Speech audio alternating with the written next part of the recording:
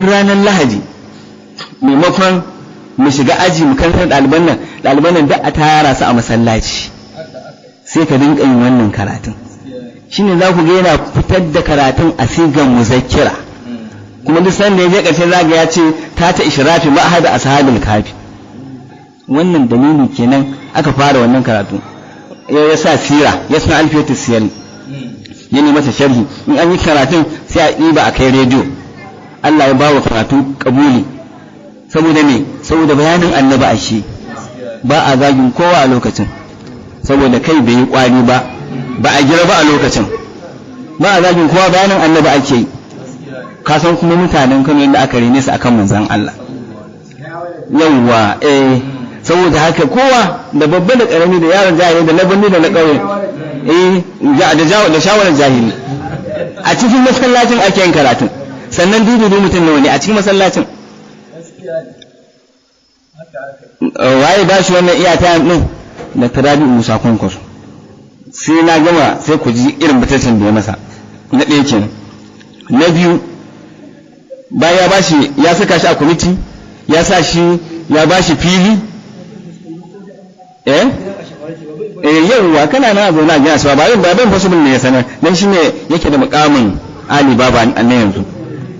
sannan ya bashi fili fuloti shida a ɗan Ladi Nasiri lokacin da aka fitar da ɗan Ladi Nasiri ya karɓe ta daga hannun gwamnatin tarayya an fitar da inda za a yi makaranta da masallaci da asibiti to makarantar sai aka nankawa malam ɗan Tamori fuloti shida tun a farkon mulkin Kwankwaso yau shekara 18 har yanzu bai gina ba amma ya ji ya gina gidan shakatawa amma bai gina makarantar 'ya'yan al'umma suna amfana ba wanda kamata ya ma gwamnati ta kwace kamata ya gwamnati ta kwace za mu zo kan wannan kamata ya gwamnati ma ta kwace tunda na al'umma ne aka bashi shi bai gina ba bai saboda ba harkar sa bace ba zai iya ba saboda shi in dai zai yi abin da wani zai amfana shi ba zai yi shi ba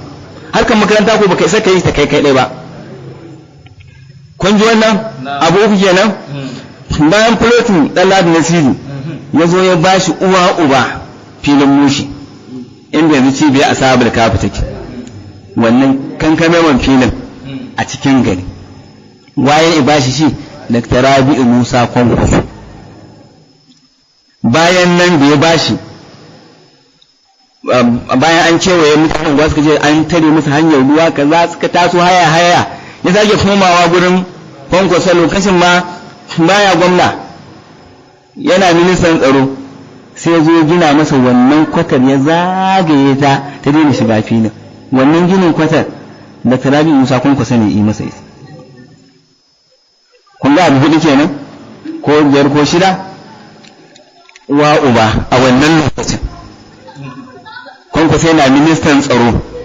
ya saka shi a cikin bocar ma'aikatar tsaro duk watan duniyar nan yana jin alat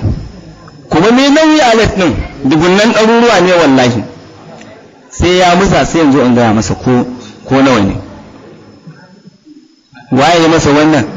da Tarabi Musa Kwankwaso abu na shida ana haka sai sarki Fahad Allah ya masa rasuwa na Saudiya Nabi Musa Kwankwaso ya ce babu wani malami a Najeriya nan da zai wakilci Najeriya ya shiga fadan nan ya isar da ta'aziyar shugaban ƙasar Najeriya da mutanen Najeriya ya larabce su idan ba malam ɗan Tamori ba da haka malam ɗan Tamori ya tafi tare da Dr. Rabi'u Musa Kwankwaso ije ya shiga fadar sarkin Makka wacce bai isa ya shige ta ba inda ba don albarkacin Dr. Rabi'u Musa Kwankwaso ba sannan har ila yau a wannan dawowar Kwankwason dai bai haƙura ba ya sake ɗaukan fili a Bandirawo ya sake bashi amma ko kun san da aka zo zaben 2011 tara ne ce ka a zaɓu Dr. Rabi'u Musa Kwankwaso a zaɓi Jafar Isa ya ce kuma wallahi ba zai ci ba Allah kuma ya ƙaryata shi Kwankwason ya ci da rinjayen da goyon bayan da ba a taɓa samun irinsa ba dalilin da yasa suka bata da abadan bazau kenan in ya isa ya musa haka yace kar a zabi Kwankwaso ba mutumin arziki bane ba a ɗauko shimfiɗa malam bismillah malam kun ga to da Allah da annabi anan idan muka tsaya anan jama'a malam Abdul Qadir ne butulu ko malam dan tamore ne butulu dan Allah wannan kawai bata ishe shi ba dan Allah a butulcin da yau da Rabi Musa Kwankwaso dan Allah wannan bata ishe shi ba wannan kadai na biyu daga wa'anda yawa butulci akwai